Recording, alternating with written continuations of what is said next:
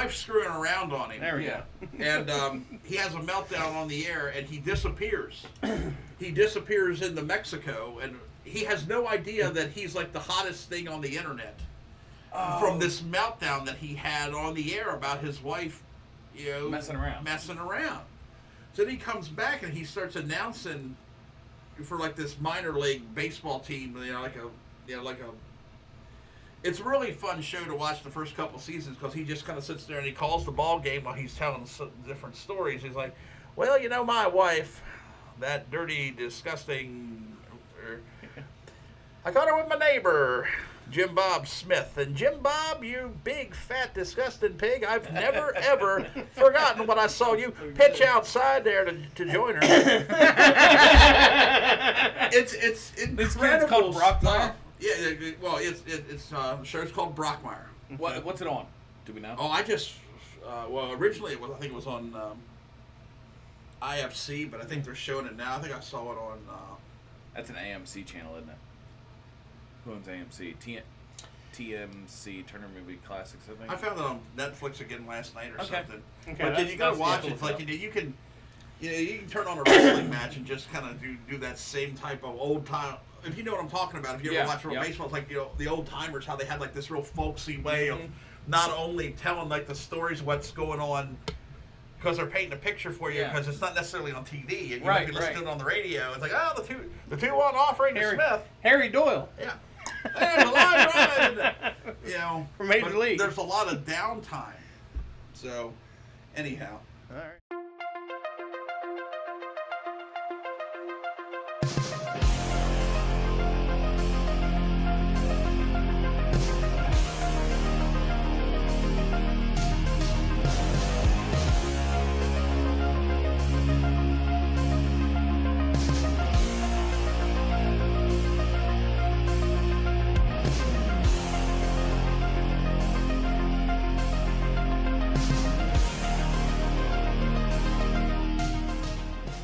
Tip. Ladies and gentlemen, welcome back to the Independent Rewind. We are your independent wrestling review show. As always, I am Lights Out Steve Sarks. On the very far left is Froste Rob Wells, and here back again is Just the Tip Shane Shadows.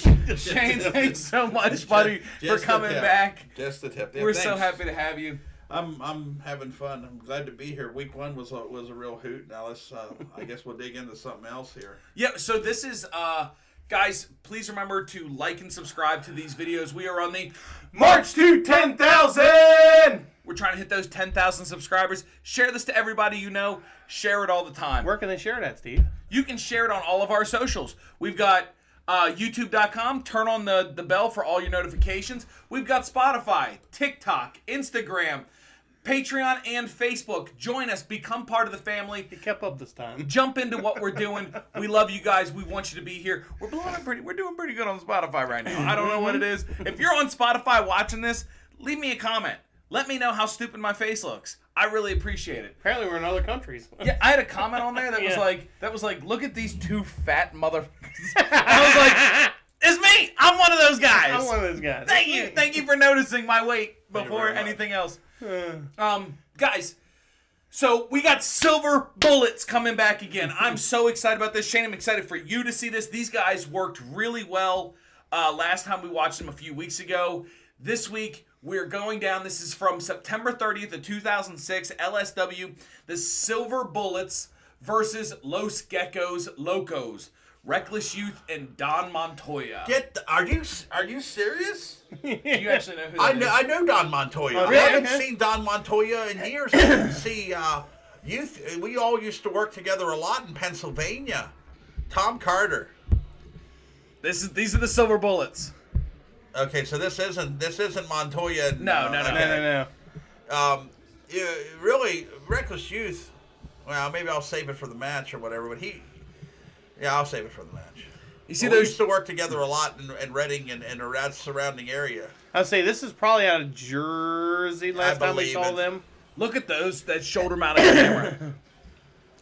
I like that these guys took the time to get these masks and the capes. You don't. The cape, and they use the capes. You don't see enough. And they use the capes.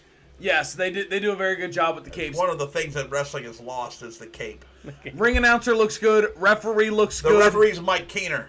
Oh, you know this guy? Yeah, Mike Keener works for me a couple shows, and I think he works for MCW to this day. Hey, Mike Keener. Big shout out to Mike Keener. Mike Keener. My experience with him was always good. Yeah, chances are pretty good I know who these guys underneath the mask, too. Yeah, one of them's Shane. I don't care what you say. You ever heard of the Angus brothers? Yeah, they're a little beefy. Oh. These are the geckos. So I'm assuming geckos, isn't it? Yeah, Montoya's under the mask. That's how you save money on car insurance. Yes. What in the hell? He must have lost a lot of weight. Are you sure this is Montoya? Because that doesn't look like. All I know. Well, the other guy's kind of skinny. All I know is what the description said. I could be completely wrong. No idea. Physically, that does not look like the Don Montoya that I knew. And how many Don Montoyas were there in New Jersey? 2006. And I was wrestling one of the with silver him bullets. in like the middle '90s. Reckless Youth, Tom Carter. I mean, he was one of those guys who had like one of the earliest forms of that was a developmental deal. Oh, really? Yeah, he did. He was really good, and I think he just ended up getting out of it because there just wasn't enough. He just got a real job and just decided to stop doing it. But it could have been years ago. He took a job with the Burlington Coat Factory, and he was like an accountant or something. No shit. Yeah. That is probably. I don't know. Tom wouldn't. The big guy there looks like he's lost weight though. You can see it in his body structure. Yeah, Montoya. I don't think he was that tall though. I would maybe a different Montoya. You never know. Yeah, it could be, but I mean that's definitely Keener. Or what if they were in parentheses because there's going to be a run-in later from the guys that Reckless. Maybe it's possible. I mean, otherwise I don't know why you would name the guys under the mask. Yeah, that's very insider wrestling observer type stuff. That was when they used to put results. Yeah. In the Observer years ago, like they'd say so and so, and then they would put their real name in parentheses a lot of time, like somehow that mattered. What was that Shane lockup? God bless America. Shane, what would you do if someone locked up with you with their hand straight back across you like that? Because I got to tell you, that used to irritate the hell. What is happening here? Just a lot of mixing it up here. Look up, Gecko. Look up. This is not. Footing is needs to off look up real too. bad. Woof.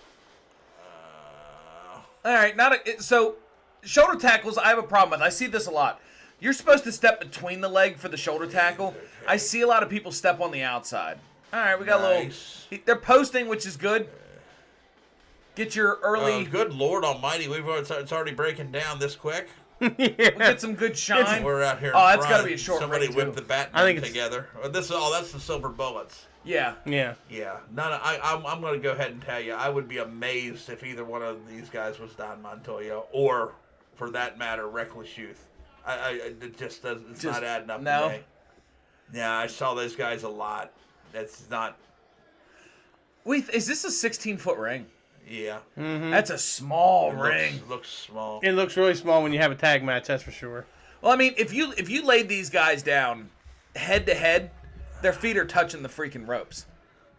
Both of them. Yeah, I mean, it's got to be. There's a lot of things that can be said about that. There's ways to get around that as well, but. Well, I don't think these guys know it. Yeah, they again, that's also what makes me doubt this is who it says that it is, because those guys were actually pretty good. I mean, in particular, I mean.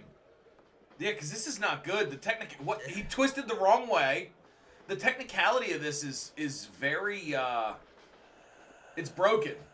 I get the vibe that some of these guys. Oh, he did like the Killer Bees gimmick. About Brian Blair coming off the second rope there. Maybe this is what they're supposed to, That was a good duck. Okay. Bet his ass. Bite the butt. I don't hate that. That's. Gonna bite his. Okay, yeah. ref, start counting. Little too gimmicky here. Little too gimmicky. Gimmicky, yeah. And now we're gonna go after Keener. There you go. Yeah. Keener That's good. These guys make no noise. It's really hard to get fire when you make no noise. Well, I tell you what, and I'm a lot less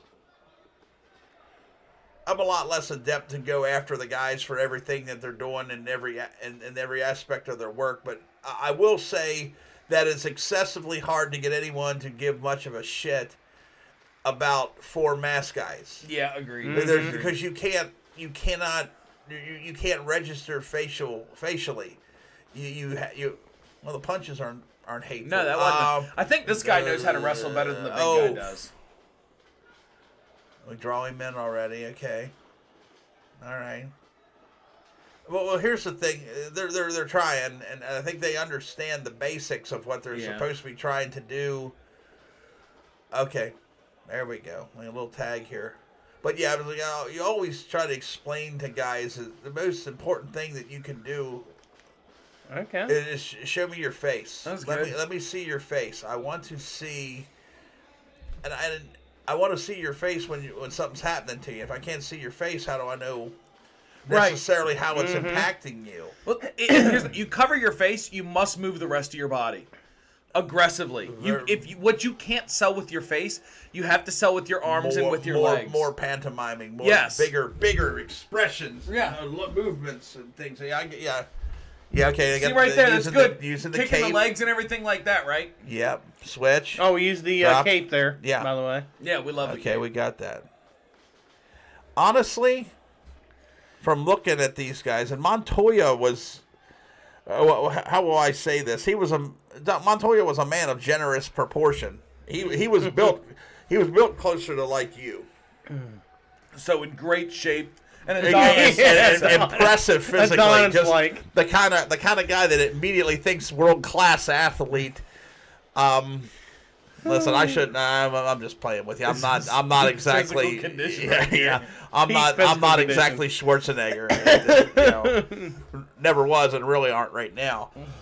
But I'd be more inclined to believe that the Bullets are Montoya and Tom Carter than the Bullets are working very well. They're doing a lot better. The Bullets work very well. These other two aren't so great. The guy in the ring is clearly better. But look, notice that, right? Rob, rewind that just a smidge. Going back to the instant replay here. Yeah, well, we are the rewind. Yeah. This is something that I notice and I look at as a lack of experience. Watch when he picks him up for this, how he lets his legs droop. Instead of pulling them up so that he can take a solid back bump when he comes down, watch his legs just droop. That's sandbagging. That's not like, if you were doing this, if you're somebody who's done this a while, when you go up for that back suplex, those legs are up. You're pulled tight. It's easier to be lifted, and then when you drop, you get that nice solid back bump. That just comes.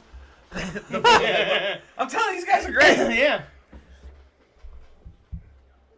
Come on, don't be dead, Gecko. Don't be dead. We gotta get our.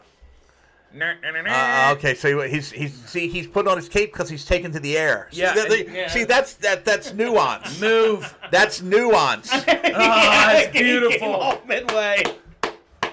But what he did is he dove right over to his corner, and now he's just laying there like the spare prick at the wedding. And now, and by the way, Silver Bullet number 2 here reached over, grabbed the cape off of his partner, but couldn't reach over and tag him. Yeah. Got to get the cape out of here. Come on, and Keener probably said that. We got to get this cape out of here. Things are getting out of hand. Oh, that might be a little stiff. Yeah, it did look like it. Oh my God, what if this is dead end? He's hitting with his wrist. Yeah, it's dead end. It's dead end. Yeah. Knock those 2 bullets together. You see watch the ching here, ladies and gentlemen. Boom. Look at this. Come on, you're gonna hit. You're hitting him right in the. You're hitting him right in the middle. Yeah. What are you doing? All right, we're getting ready to go home here. Just do this. Malfunction at the junction. Oh, there it is. Happened at the beginning of the match. Yeah. Okay. Now they'll finish this thing off with a double shoulder. Are they wearing Dos Caras mask? That's what it looks like to me. I'm sure they are. Yeah. When we did the Doughboys, we were wearing You mean the Doughboys when they did the Doughboys? Yeah, the Doughboys. Double Russian leg sweep. Look at that. Look at that. That'll turn out the lights. That's got me gushing leg sweep. Oh! Just a 2. Wow. See, we have good matches every once in a while. I wouldn't say it's not like this isn't horrible. No, it's not top tier, but it's if this enough. was on my show, I wouldn't lose my mind. Oh yeah. Oh, that looked good. I liked it. Oh, I got the win too. Yeah, the sexually graphic. I've done a few thrusts in there. Yeah, make it count.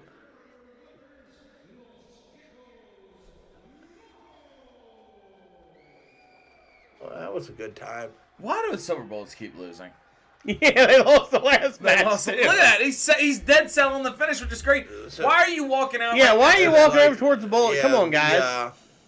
I guess technically the Bullets are the heels. He's carrying his buddy out. The masked tag team always loses, but in this case, since there was 2 masked tag teams, like that's historically, it's like especially on the independents. But one time a day, like the masked tag team was a big deal. It was like the Men of Mystery. They're the stars of the territory or whatever, and now, by and large, for the most part, they're just 2 guys who are working a second match on the card. I think there's a lot of that happening. I feel like that. They booked 20 guys, but 8 showed up. So Reckless Youth and Don Montoya. Yeah. I don't buy it. Oh, you make me want to get my phone so bad. Too bad. I don't buy it. I don't think it's. But I mean, maybe someone knows more than I do. It doesn't resemble them. And they Call Don up. They were. Call. I I haven't spoken to Don. Don, did you ever dress up in a fucking green Shane, suit and act like that sorry? you? That's one F-bomb. We're allowed. You get one. Yeah, we're allowed one. Did you and Tom Carter dress up and wear Dos Caras mask and as the Geckos?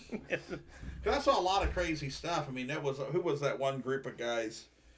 Who was it who did it for Mike Quackenbush? The Lost Ice Creams.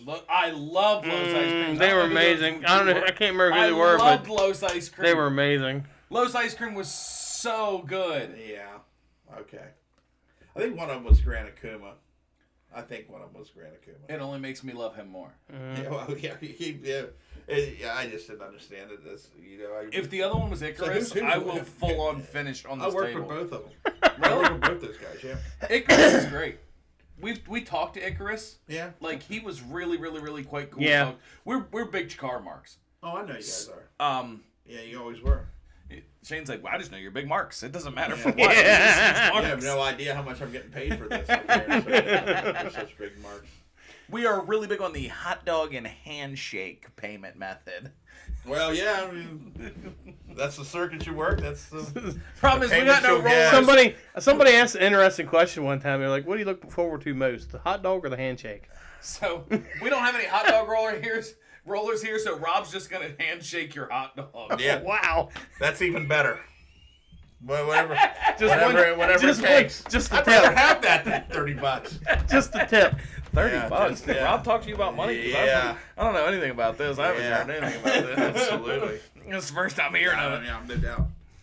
But what'd you think? What'd you think of this? I enjoyed it. I mean, it's independent wrestling. You're going to get what you pay for the most part. Once in a while, you're going to find good guys, and you're going to find. I have seen a lot worse matches than that.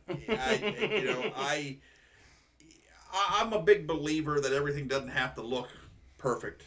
It's like if you were in a real situation, would every single thing that you did, would it look exactly the way that it should? Mm-hmm. Or would you throw a wild punch once in a while that maybe landed a little high or a little low? I like that. When you think of it like that, it's like, yeah, that's why I always try to tell guys, try to always play it like you were really in a situation where things kind of got out of hand. You signed up for a wrestling match, but you ended up in a fight. Now, how would you get yourself out of that?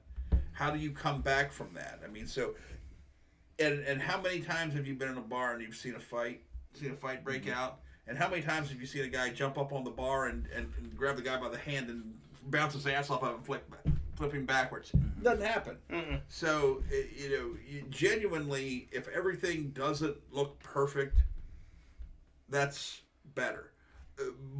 To me, you need to see it's the body of the match itself that needs to at least follow the pattern, follow a story. If you're bad there, your bumps are likely not going to follow. But if you're good there, you it's okay to miss a bump once in a while. It's okay when you get punched, instead of getting knocked on, landed on your back, you land on your ass, because if you were in a fight and someone drilled you, you're going to fall on your ass. You're not going to fall flat back necessarily on your back. So it's like, and that's just... If it catches you hard enough, you might land on your face. That's just my philosophy, and, and being obviously that I promoted so many events and booked so many matches, I've given a lot of young guys opportunities and try to always make sure that they understand that the most important thing that you can do in a match is not necessarily impress me with your tremendous athleticism, but you'll do a lot better impressing me by making me like or dislike you. So, didn't hate it. There was a moment or two, but it was not bad at all. It was silly, but it wasn't bad. So I've met Christian York a couple times. I haven't worked with him or anything, and I haven't like sat down and had big deep conversations. But I was passing by at one point, and I overheard him telling a couple guys who were working out in the ring that everyone in that crowd knows that this is not a real fight. Everyone in that crowd knows that what we are doing here is not two people actually fighting each other. Our goal is not to make anybody think that this is a real event. The goal is to make them think for a second that we have suspended their disbelief. For 1 second, if you can make them go, oh, I think that was real. Boom, you got them. You bring them into you. That's it. It's 100 different ways to say it, but you bring them into it and let them forget about it. Forget about what you know or what you think you know. You want to be there. You can create some doubt in the midst of entertainment. You want to create some doubt because it's very easy to be this guy. Yep. Mm-hmm. It's like this is my favorite guy at every town that I go to because this is a guy who's literally going, show me something. Yeah. And if you can get that guy just to open up to this, you've accomplished something. And if you can get him to start being verbal with you or the talent, that's even better. And if you can make him really allow himself to enjoy himself, because this is a subjective art. Because a lot of people, right. I don't know if we were recording yet or not, a lot of people have made it who did not have a lot of good technical savvy. Mm-hmm. And a lot of people who had all the brilliant moves and all the technical savvy in the world either didn't make it or they got there and they had a personality like a dish rag and they didn't get used. Yep. And then everybody who thinks that they understand what this is complain about how they were underpushed and they were buried and they were jobbed out. Somebody has to lose. Yeah. And usually the guy who's losing oftentimes is the guy who is not as charismatic as the guy who's winning. Once in a while, you got to change that up just to keep the. Okay, well, I'm getting too. No. I fully agree. I fully agree. And that's something that a lot of not just the younger guys, but everybody has to fight with. Which is again why I'm a big believer that once you hit a certain age, start falling back. I'm not saying you have to quit wrestling, but you shouldn't be main eventing, right? Because you have to have a spot where you go, okay, there's only 3 or 4 top spots in any Fed, right? There's only 3 or 4, and those spots are reserved for the people who are selling the tickets.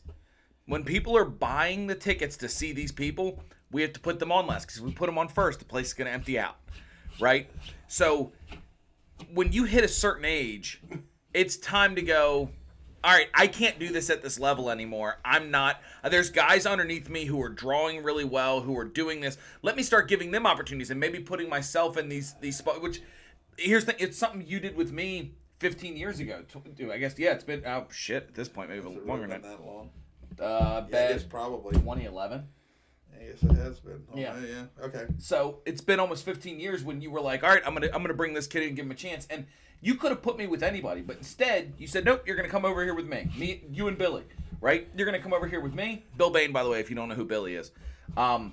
You're gonna come over here and we're gonna do some stuff. And you walked me through. You held my hand and basically walked me through all this stuff and built me up to a level where when I wrestled someone who wasn't you or Billy, I was a draw for that. Slamming Steve Sarks when I body slammed. So we're going to talk about this on the Patreon. We're going to talk about this on the Patreon. Because there's that specific show is something I want to talk to you about and see if you remember it. But okay. He built me up to where when I was wrestling somebody who wasn't you, it meant something. And that is something that not enough people have, because everybody comes into this. I say everybody. A lot of guys come into this every single show and they go, I got to protect myself. I got to protect my brand. I got to get myself over. But the truly good people here are the ones who are going, how are we going to protect ourselves in this match? What are we going to do to boost our brands? Because even the guy looking up at the lights is helping, right? The guy looking up at the lights is his brand needs boosted, and the guy holding him down's brand needs boosted. Everybody should look better from these things. Now, it doesn't always work like that. There's squash matches and stuff like that, but even in a squash match, you can shine, baby. Shine by selling. There's so many more things that you can do. So when you get deep into that stuff, I love that. I love hearing about that stuff. Okay. I'm a really big fan, and I'm the same way. Rob will give me a hard time because I will just dive. I'm going to go 85 degrees on this, Rob. I thought it was a pretty hot match. I didn't think it was blistering hot, but I thought it was pretty good. It's a little cheesy for my taste. They had a little bit too much gimmicks at the beginning. I was really happy once we got to a bit of heat because the silver bullets are fire. What do you think? 75. Entertaining, but it was a little rough around the edges at times. Yeah. There was, you could definitely tell the lizards, the geckos, wherever they were definitely the younger tag team. Yeah. And the silver bullets were really trying to get these guys to work. And just there was, like I say, rough around the edges. 75. What do you guys think? Is this Don Montoya? If it is, shoot him a message. Let him know that he was looking a little rough here. Call him up 11 o'clock at night. Yeah, call him at 11 o'clock at night. Hit him up. Let him know that this was a problem and he should fix it 20 years later. 20 years later. Right? 20 years later, he should fix this. So get him on the show. Bring him on. We'll put him on the show and we'll let one of the geckos not talk while they're out here. So let us know how you feel about that. Guys, for Frosty Rob Wells, I'm Lights Out Steve Sarks. Thank you so much for tuning in once again. For Shane, thank you so much for being here, man. Thank you. We appreciate you. We're going to head over to the Patreon, talk about that episode, or talk about that show with Slam and Steve Sarks.